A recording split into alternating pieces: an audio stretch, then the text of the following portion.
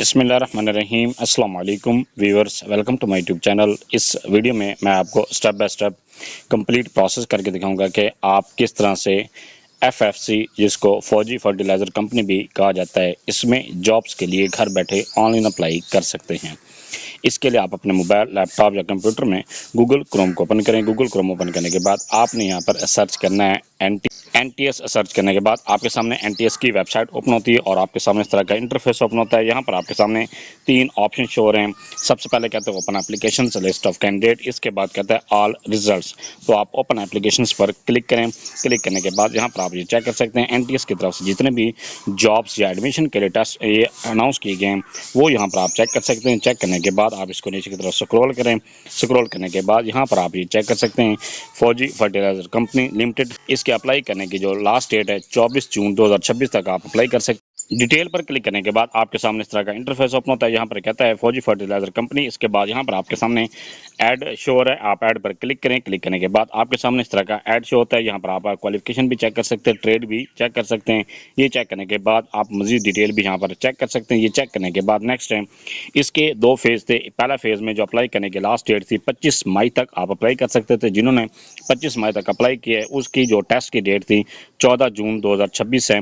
और इसके बाद यहाँ पर जिसके लिए इसके एक और फेज़ है जिसके अप्लाई करने की जो लास्ट डेट है 24 जून 2026 तक है और उसके जो टेस्ट होगा 5 जुलाई 2026 को टेस्ट होगा।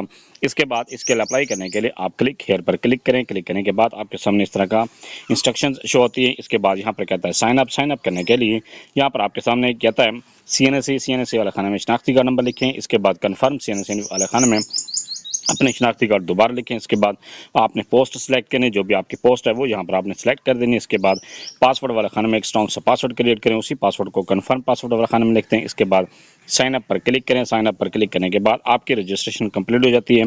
इसके बाद आपने लॉगिन करना है। लॉगिन करने के लिए यहाँ पर आपने क्लिक करना है, पोस्ट को सिलेक्ट करना है। इसके बाद सीएनएससी वाला खाने में शनाख्ती कार्ड नंबर लिखें, पासवर्ड वाला खाने में पासवर्ड एंटर करें और लॉगिन पर क्लिक करने के बाद आपके सामने इस तरह का इंटरफेस ओपन होता है। यहाँ पर आप इसमें चेक बॉक्स पर क्लिक करें। इसके बाद कंटिन्यू पर क्लिक करने के बाद आपके सामने इस तरह का एप्लीकेशन फॉर्म शो होता है। यहाँ पर कहता है सबसे पहले डिपॉजिट आईडी आप चेक कर लें। इसके बाद टेस्ट सिटी आपने अपने टेस्ट सिटी सेलेक्ट करना, जो भी आपके करीब 3 टेस्ट सिटी है वो यहाँ पर आपने सेलेक्ट कर देना है। सेलेक्ट करने के बाद नेक्स्ट है पर्सनल इन्फॉर्मेशन में नेम वाले खाने में अपना नाम लिखें। इसके बाद फादर नेम वाले खाने में अपने वालिद का नाम लिखें।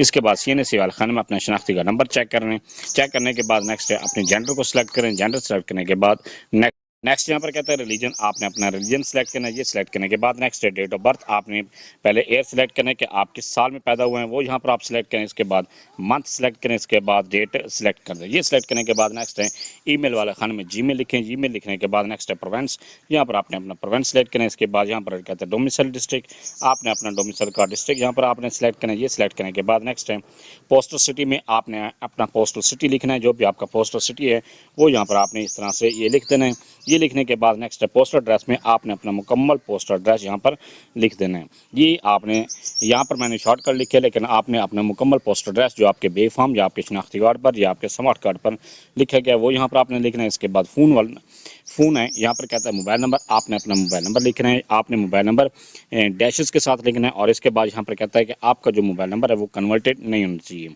इसके बाद यहाँ पर कहता है फ़ोन रेजिडेंस है, ये ऑप्शनल है, आप इसको खाली छोड़ सकते हैं। ऑफिस वाले खाने में को भी आप खाली छोड़ सकते हैं। इसके बाद यहाँ पर कहता है डिसेबल्ड, अगर डिसेबल्ड है तो यस पर क्लिक करें, नहीं है तो नो पर क्लिक करें।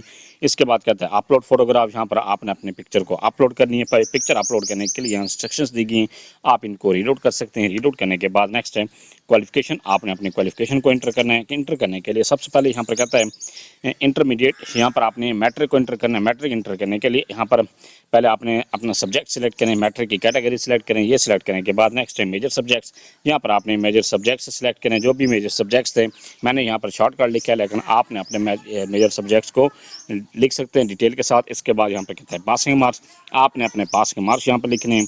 ये पासिंग ईयर पहले सिलेक्ट करें कि आपने किस साल में किए। इसके बाद टोटल मार्क्स यहाँ पर आपने सिलेक्ट करें, जो भी आपके टोटल मार्क्स थे वो यहाँ पर आप सिलेक्ट करें। इसके बाद आपने ऑब्टेन मार्क्स यहाँ पर लिखने हैं, जितने भी आपने नंबर हासिल किए हैं वो यहाँ पर आपने लिखने हैं। इसके बाद यहाँ पर आपने बोर्ड का नाम लिख देना है।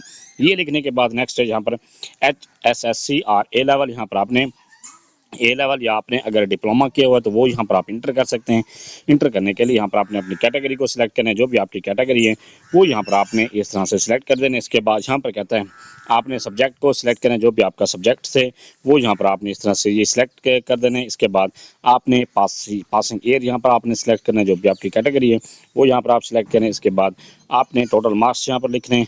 टोटल मार्क्स लिखने के बाद जितने नंबर आपने हासिल किए हैं वो यहाँ पर आपने लिख देने हैं। इसके बाद यहाँ पर आपने अपने बोर्ड का नाम लिखना है। बोर्ड का नाम लिखने के बाद नेक्स्ट यहाँ पर कहता है are you already undergoing an apprentice. Board का नाम लिखने के बाद नेक्स्ट यहाँ पर कहता है कि आपने अगर एफएफसी में पहले ही इंटर्नशिप कर चुके हैं, फिर आपने वो कैटेगरी सेलेक्ट करनी है, यस पर क्लिक कर दें। और अगर आपने फ्रेश कैंडिडेट हैं तो फिर आप नो पर क्लिक कर दें। इसके बाद सबमिट पर क्लिक करें। सबमिट पर क्लिक करने से पहले आप अपने एप्लीकेशन को दोबारा एक मरतबा चेक कर लें, कहीं पर कोई मिस्टेक है तो आप उसको सेट कर लें, क्योंकि एप्लीकेशन सबमिट करने के बाद आपकी इसमें करेक्शन नहीं हो सकेगी। इसी वजह से बेहतर है कि आप इसको एप्लीकेशन को 2-3 मरतबा चेक करें। चेक करने के बाद सबमिट के बटन पर सबमिट पर क्लिक करने के बाद यहाँ पर आप ये चेक कर सकते हैं, आपके सामने एप्लीकेशन फॉर्म शो होता है। यहाँ पर कहता है कि आप जब एग्ज़ाम देने जाएंगे आप टेस्ट सेंटर में मोबाइल फ़ोन लेकर नहीं जाना।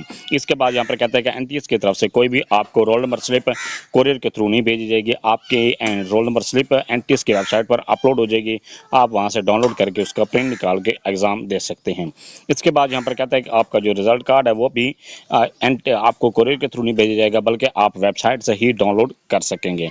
इसके अप्लाई करने की जो लास्ट डेट है 24 जून 2026 तक है। मज़ीद अगर आपको किसी भी किस्म की हेल्प की ज़रूरत हो आप हेल्पलाइन पर कॉल कर सकते हैं।